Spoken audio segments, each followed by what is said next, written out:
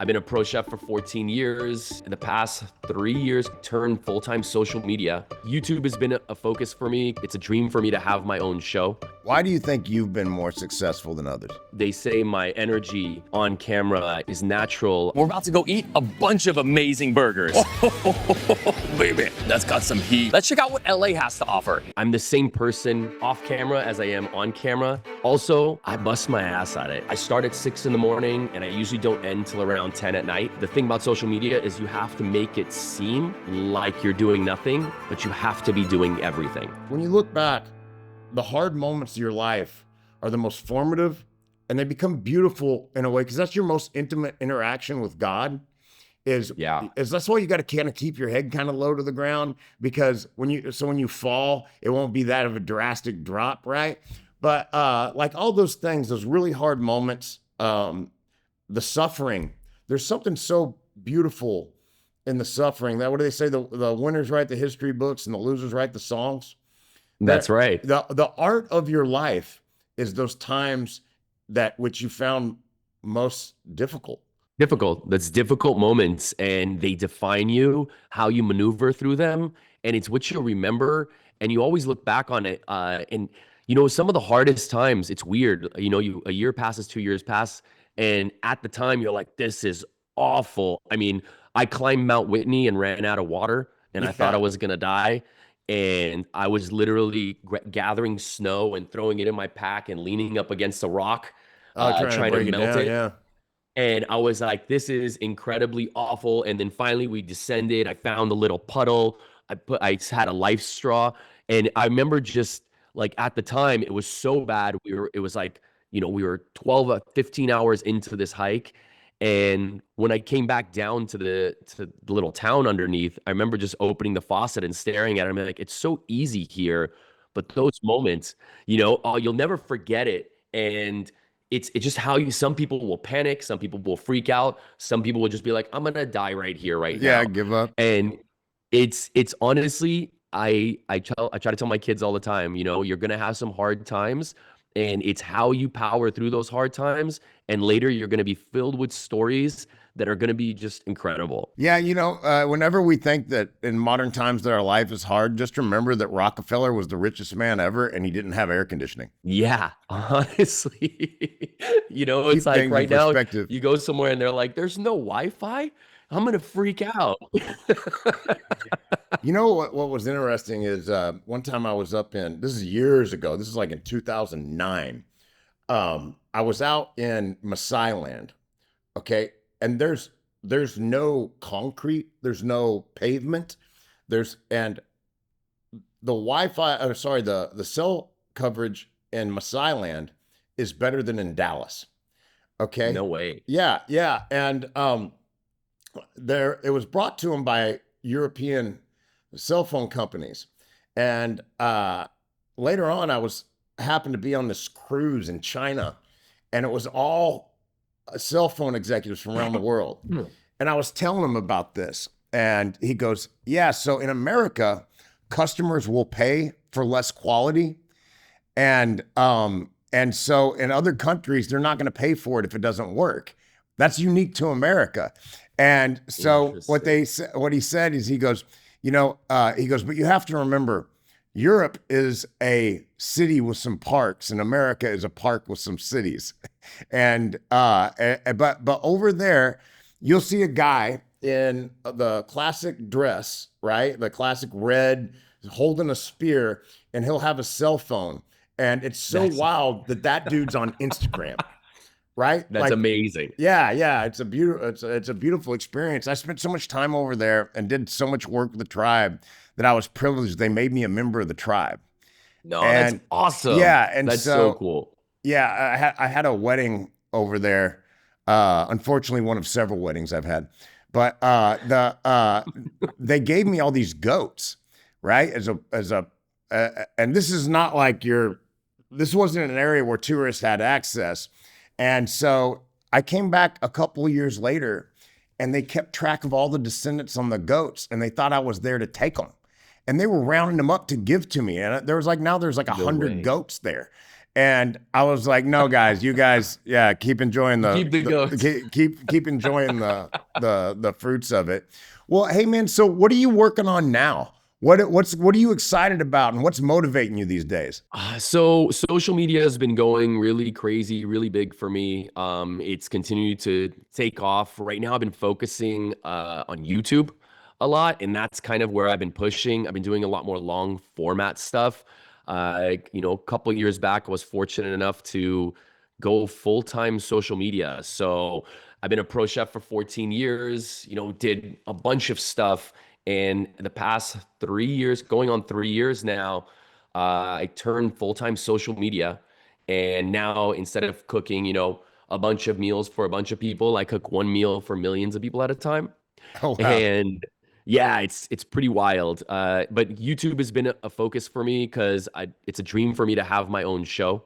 So that's like always been in the forefront of my brain. And I think the best way to do it is do it yourself on YouTube, and eventually people will watch. And sky's the limit from there. I mean, a lot of these guys I see, creating content, and they could easily be offered a show, but it seems like they're not taking it because they're doing so well on YouTube. They don't need, the big TV thing. But I think all of it is good, and just focusing on that. My followers or subscribers have been growing on there. So, that's the main focus. I have another book kind of in the works. It's almost like a part 2 of our Lavash book, but we're going to call it the LA Armenian, which kind of based off of my profile and what I do. It's a lot of like hacks and tricks and things like that on our ethnic cuisine that kind of gets lost because modern day people don't want to cook, and they don't want to spend hours in the kitchen like their grandmas did. Yeah. And I, was French trained. So I've kind of broken a lot of these myths, like busted a lot of this stuff, because our grandmas would sit in the kitchen for hours and cook this food because they really didn't have anything else to do. So it would take them 2-3 hours to do something, where I've learned, you can do this and use this hack and get it all done in about 30 minutes. So that's what the new book will kind of encompass.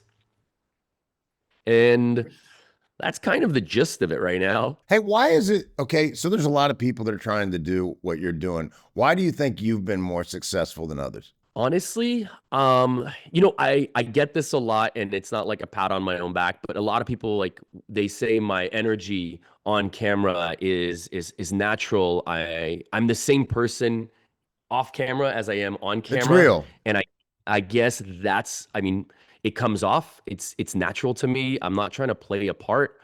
Also, I bust my ass at it, and it's not an easy thing. Everybody thinks that social media is one of those things like you just grab your phone and you shoot, and then you're going to be famous and a social media influencer. The reality is I start at 6 a.m, and I usually don't end till around 10 at night. From creating content, from posting, on all the platforms, creating the content, shopping, cooking, editing, engaging. I post every day. So like everything in this world, work is heavily involved. Like you don't get anywhere by just being lackluster. The thing about social media is you have to make it seem like you're doing nothing, but you have to be doing everything. Yeah. And that's what I learned. I've kind of mentored a bunch of people to help them grow. And I'm always like open to giving people information, because I wasn't really given tips and tricks until I kind of grew to a certain space. And you kind of get into this, you're like in this club now. But I think it's hard work, and it's fun work. Don't get me wrong. Like I'm not out there, pouring concrete, right? That's hard work as well. But everything takes a grind. Like everything takes work, and you're your own boss. But if you fall short, the mighty algorithm will ding you for it. And it's I think there's some hard work and authenticity, right? People really want to believe that the person that's talking to them is sincere and authentic. And hey guys, we're authentic. See, we're not two-faced. If we were two-faced, why would we be using these? Right? Right? Yeah. So, hey man, one of the things I wanted to get from you is when I was growing up, we ate a lot of wild game, right? Yeah. But rednecks across the South, they generally call cooking an excuse to drink beer. Okay. And Yep. so what they do is they find like they will somehow bring beer into any recipe, right? Like, you marinate the deer meat and milk and beer, and you get it out, or you fry it in some kind of beer-based batter. My Uncle Sonny, he used to sit by, he would drink beer, and he would have his deer meat in a aluminum tin, and he would put the milk and the beer in there, and then he would sit next to it and drink all day while it was marinating. If you asked him what he was doing, he'd say he was cooking. And I was like, no, you're drinking beer next to food. But these recipes, I don't think, bring the deer into their full glory. Tell some people like an easy way to bring the best out of the venison. Venison is one of my favorite meats. I want to just say venison and elk. They would be my two tops. And, I've been to the Midwest, and when they put ketchup on their whitetail and they hate it. You know what I mean? They just eat it because it's in the freezer. I think one of the biggest mistakes everybody does, they overcook their venison. A simple, easy, delicious, elevated venison would be, take your loin and put some mustard over the top of it. And take your loin, salt and pepper, sear it, just a touch, then put some mustard on it and get your favorite herbs, chop them up and roll it in it. So it'll look green. And then stick it in the oven, a 350 oven for 15 minutes, 10 to 15 minutes, depending on how thick it is. Pull it out and slice it. You'll have perfect little medallions, medium rare inside, delicious and nutritious. Of all the deer meats, it seems like the elk is the top. I had a privilege of eating moose. One time I was in the Yukon. I did a couple moose hunts up there. But the first one, we came and flew in, and on one of those little, whatever they are, what are they, like Super Cubs with the pontoons on them. And we land, and as we landed, a storm system came in, and it just was clouds that covered this valley, and it was a box canyon with a lake in it. And the clouds stayed there for 8 days. The first morning of the hunt, so the day after we land, there's a moose standing right by the edge of the lake, and harvest the moose. We spend all day cutting it up. Hey, when you shoot a moose, that's when the fun stops, by the way. The fun stuff. We got two dudes out in the middle of nowhere with knives, and you get tired. And one of the ways people get hurt is they get tired with a knife and they cut themselves. And you're out there and you got a problem. But we harvested this moose, and we were ready to go. Right? I said, okay, come get us. Well, they couldn't come get us because the cloud cover, they couldn't fly through it. And so I stayed there for 8 days, and we had like 5 days, I think, worth of food. And so for the last 3 days, we ate moose 3 times a day. And I got to tell you, it didn't get old. I was digging it, man. It's really wonderful meat. But the elk is really good. And so, do you ever buy from the farms? Not really. No. I talk to people and they're like, I'm eating wild game. And I'm like, it's farm game. But unless you went and hunted it, some farms are really good. The only thing I really buy from farms I do like a half a cow, and I stock my fridge. So there's this cool farm, grass-fed, grass-finished beef. And that's mainly what I buy from a farm. The cool thing about like an elk hunt is, if you got a family of 4 and you kill a 750 pound elk, you got elk for a year and a half, man. Easily. And easily. I had some friends that were so into it. Their house was out in the national forest in Colorado, and they bought this property very strategically that their house, they had the only access point to this huge area of the national forest. And they set their place up like pioneers. They had all their meat processing in the basement of their cabin. And so we went down there and we harvested this elk, and they had, what do you throw into the hamburger? Is it pork fat or beef fat for the hamburger? Pork fat is better, but if you have so beef they had fat, the you fat can use there. that too. And so we cut all the steaks up, and then we made all this hamburger. And I don't know if you've ever had if anybody's hasn't had the elk hamburger. It's the best. It's easily the best. Well, elk meat is even though it's a red meat, it has higher protein and less saturated fat than a chicken breast. So it's so good for you. And it has a very delicious, distinct aroma that I love. I'm a big fan of elk. I harvested an elk in Wyoming, and the last elk hunt I did, I got a cow elk tag, and this thing was incredible. I mean, it's I would say it tastes a little better than the bulls, but There's no it was dihydrotestosterone in it, so yeah, you don't taste that male that male yes. what do you call it, like it male and ruts piss taste.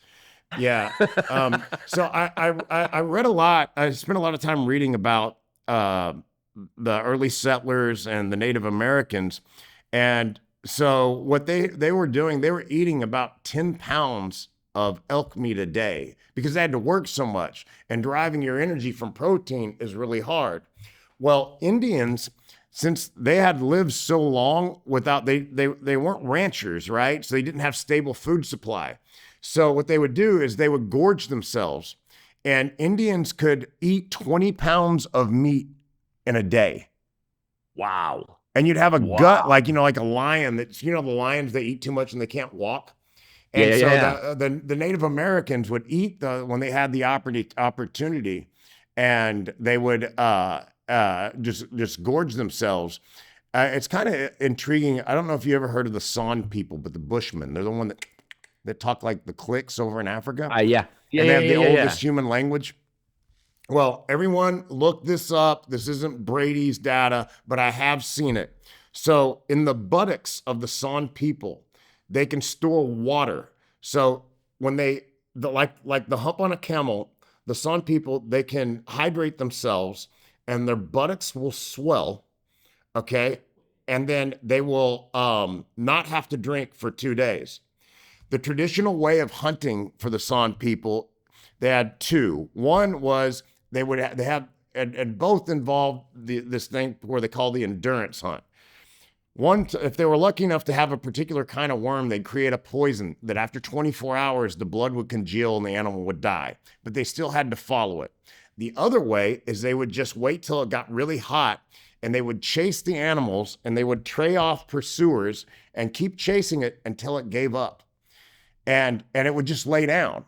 And so if they didn't need to drink water for 2 days because their butt's full of hydration, they would just chase these animals until the animals surrendered and said, okay, kill me. I don't want to run anymore. Wow. A while back, I heard the one advantage, because humans naturally are terrible at, hunters in the wild. We can't see, we can't smell, we can't hear. A deer can smell you from 500 yards away and book it. But apparently, we are the only animals that have the distance. Like, we can run marathons. A lot of animals can't go that far. They can run really fast, but in short distances, kind of like how a deer will bolt, but then they'll turn right back around and come on the other side of the mountain. They can go about a mile or two, and then they get tired. So I've heard this about certain Native American tribes where they would just chase them down until they got tired.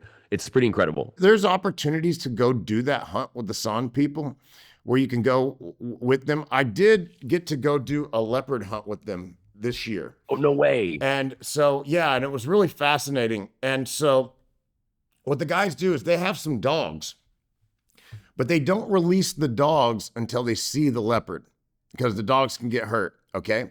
And so for about 10 miles, these guys, we were out in a desert where there's not a lot of terrain that will make a track. A lot of it is rock. And so you and I could make no sense of what's happening. But these guys, they run the whole time. They run on the track.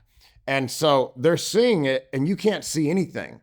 But as they see the evidence of what occurs around it, they're talking to each other. And it's really interesting. So I was there with the guy that was translating and he's telling me the whole story. And they're like, oh, this is where the leopard stopped because there was a kudu. They could see there was a track, and they could tell when he stopped to look at it and when he like kind of went towards it. And he's like, he started to hunt a kudu here. And it's like, oh, this is where he got scared of something. And they could tell where it had crossed the line for other leopards. Like he stopped to smell, and it was really fascinating. And then they released the dogs at the very end, and they do that because the people were getting whacked. Imagine though, like so. The reason that they hunted those animals is because the animals would steal, leopards will steal your kill, and leopards compete with them, right? So it was competition. So they would hunt them down. But think about it. Back then, all they had was little steers and spears and bows. That takes some balls, dude. To say we're tired of this leopard stealing our food, we're going to get him. We're gonna get him with a spear. I used to have a friend, this Chilean guy, that was telling me about his bad years of alcoholism. He said he would look at a bottle of whiskey and say, "One of us is gonna die." He was gonna take it down. That's like the San people looking at the leopard, right? Yeah, exactly. Very cool, man. Well, hey, tell people where they can find you. Instagram, you can find me at Ara Zada. It's ARAZADA. Chef Ara Zada on TikTok, YouTube, Facebook. You can go to my website, arazada.com. Everything is Ara Zada. So it's my first name, last name, 7 letters, 4 of them are A's. Ladies and gentlemen, the great Ara Zada, thank you so much for joining us today, and we will catch up with you soon. Blessings, Amazing. brother. Thanks for having me.